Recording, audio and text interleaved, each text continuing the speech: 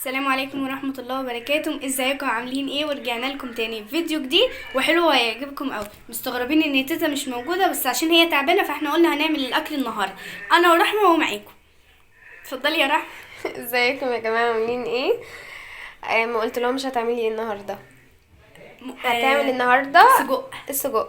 تمام. لسه بديت يا رحمة. احنا لسه ما احنا لسه ما ابتديناش يا لولو.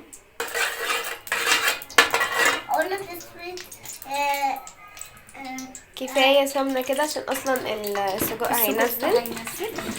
هي حطت اول حاجه يا جماعه زي ما انتم شايفين كده السمنة وهسيبها تقدح معانا علشان نضيف عليها البصل شرايح. هي معاها هنا بصل متقطع شرايح يا جماعه زي ما انتم شايفين. حابين تعملوا بصل اكتر من كده ناشف، حابين تعملوا اقل من كده ناشف، حابه تقطعيه حلقات برضو اللي يريحك. تقطيع يا جماعه على حسب الرغبه زي ما انتم شايفين. انا هقلبه لحد ما احس ان هو ايه دبل معايا كده.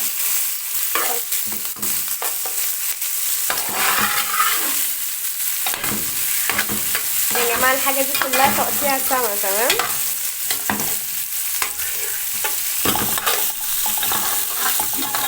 زي ما انتم شايفين كده وهنزل عليه بالفلفل الرومي. يكمل بقى الدبلان بتاعه مع البصل. طبعا الكمية بتاعة الفلفل الرومي هي والبصل على حسب الرغبه اللي انتوا عاوزينه يا جماعة، وعلى حسب كميه السجق اللي انت هتعمليه. في ناس بتحب البهاريز اللي بتبقى في السجق اكتر من كمية السجق، لان هي بتبقى متطعمة كده من طعمه، فبتبقى بجد حاجة حلوة قوي. زي ما انتم شايفين كده اهو.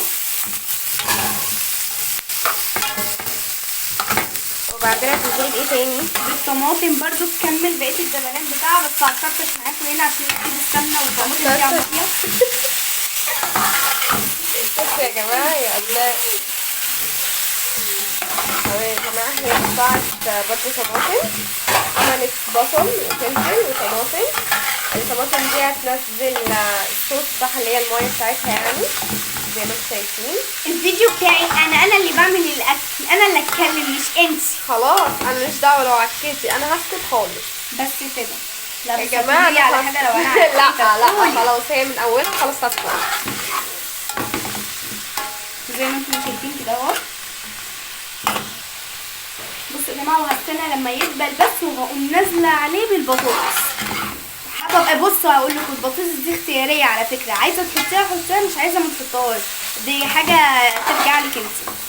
تمام. سكتي ليه يا رحمه؟ ما انت مش تتكلميش. انتم شايفين كده اهو.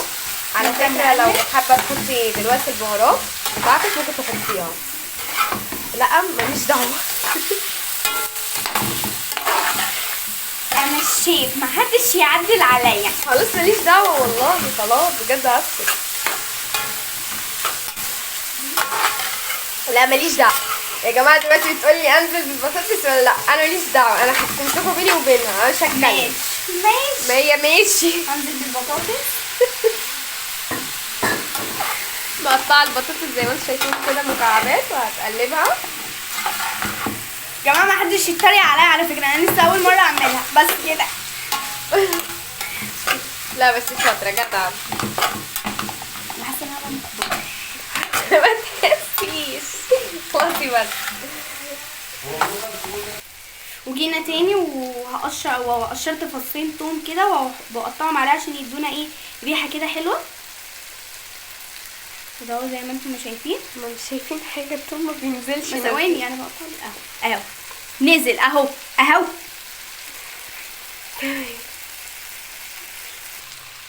وادين حطينا بعد ما حطينا الثوم وهنقعد نقلب كده اهوت علشان الثوم يدينا ريحه حلوه. وكده كل المكونات اللي انا حطيتها دبلت معايا، حطيت بصل وحطيت فلفل وحطيت طماطم، والبطاطس قلنا اختياريه. هبتدي انزل بصوابع السجق بتاعتي.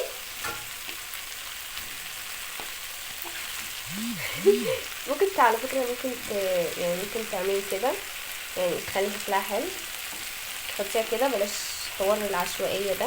عشوائي والله بيبقى مش عارفه، ممكن بس بقى انا بعمل ايه؟ انا بظبط لك الصينيه احسن من اعمالك عشان تقولي لي بس أيوة. تاني. ماشي اهو يا جماعه، ده مش هقلب بس تحاسبي وانتي بتقلبي علشان السجق بيبقى طري وممكن يتهري منك. هو مش ممكن، ده اكيد هو يا اكيد جماعة. هيتهري يعني، ف... بس مش مني. طب هنشوف. انا الشيف. هنشوف الجماعه زي ما شايفين بتقلب اهو. انا شاطره على فكره. لو حد قال غير كده يعني، حد يقدر يقول غير كده؟ وادوني رايكم في التعليقات. يا جماعه لو وصلتوا معانا لحد دلوقتي في الفيديو ما تنسوش تعملوا لنا لايك، سبسكرايب، وشير وكومنت، وما تنسوش تدوسوا على زر الجرس عشان يوصلكم كل جديد من قناه يومياتي مع احفادي. وما تنسوش تكتبوا لها في الكومنتات رايكم في الوصفه العجيبه اللي هي بتعملها لنا دي. بس والله اكيد هتطلع جميله من قبل ما ادوق، بس هي اكيد مش هتطلع. اكيد، هي طالعه جميله. ايه ده؟ مش اكيد سما انت بتقولي هي ايه؟ طالعه جميله. اكيد طالعه جميله عشان منك. طيب هو انتي يا جماعه لو هتحطوا بهارات فخدوا بالكم ان اصلا السجق بيبقى متحير. السجق بيبقى متحير، فانت ممكن تاخدي كده تدوقي بس كده تيكه صغيره من السجق وتشوفي الملح بتاعه قد ايه يعني، عشان تقدري على كده بقى تقرري هتحطي ملح قد ايه. انت هتنزلي دلوقتي ولا مش هتنزلي بالبهارات؟ هحط البهارات دلوقتي. هحط ملح وفلفل والسبع بهارات ومش هكتر اكتر من كده. انت عايزه تحطي اي اضافه من عندك حطيها، بس خدي بالك من الملح علشان السجق بيبقى حادق، فحطي شويه بشويه من الملح علشان ما يبقاش حادق معاكي سيس خالص، مش هيبقى لطيف. انا بقى عن نفسي لما بعملها يا جماعه ما بحطش اصلا اي بهارات، بكتفي بالبهارات اللي بتبقى في السجق. ممكن هي تزود عشان بس حاطه فيها بطاطس، انما انا اصلا لما بعملها ما بحطش فيها بطاطس خالص. وانا بقى قلت اخترع واحط فيها بطاطس، هتطلع حلوه على فكره. اكيد هتطلع حلوه يا سما. هو ايه ده؟ وانا كده. طب ماشي. هنا بقى يا جماعه في اضافه ممكن تعمليها لو انت حباها ان هي تطلع معاكي حمرا. ممكن تحطي لها تضيفي لها كيس صلصه وتقلبيه مع البطاطس، هتطلع لونها احمر.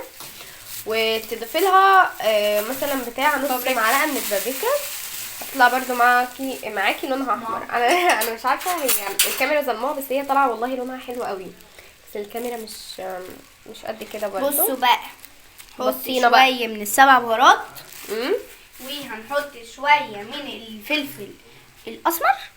يا حركاتك انت يا تكاتك. تمام. كفايه يا ماما كفايه.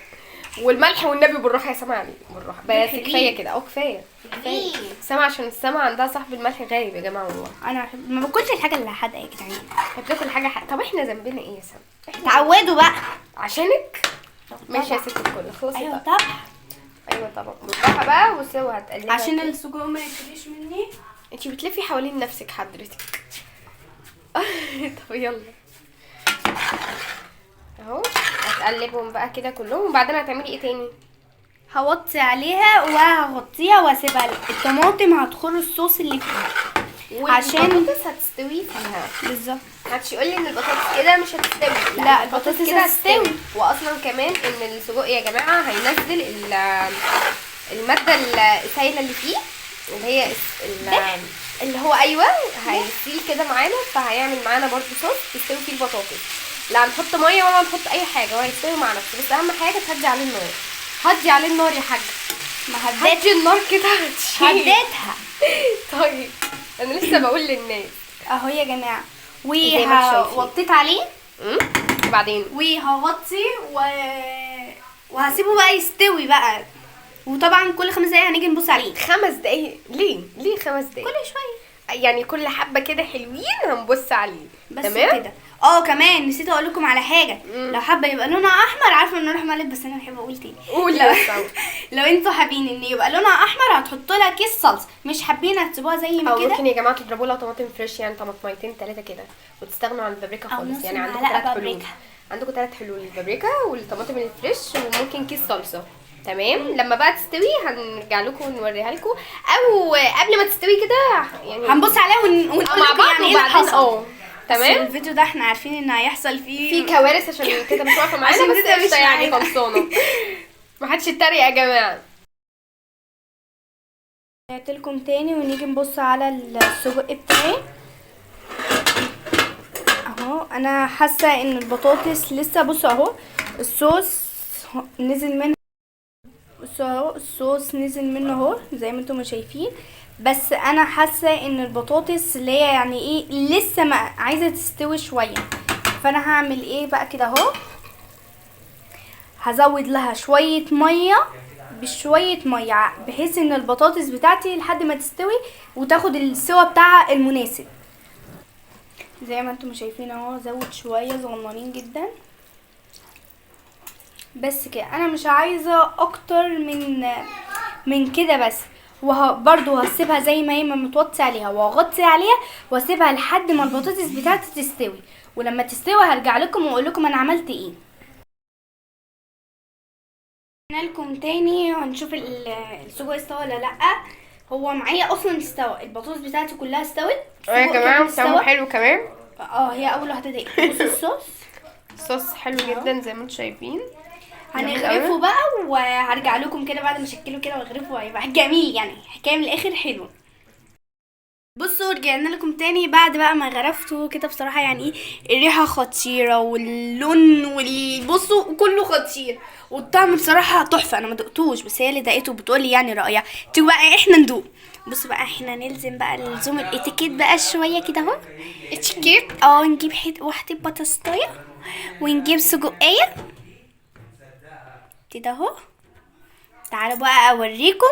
هي حتى مش عارفه تمسك الشوكه والسكينه يا جماعه. السجق مستوي.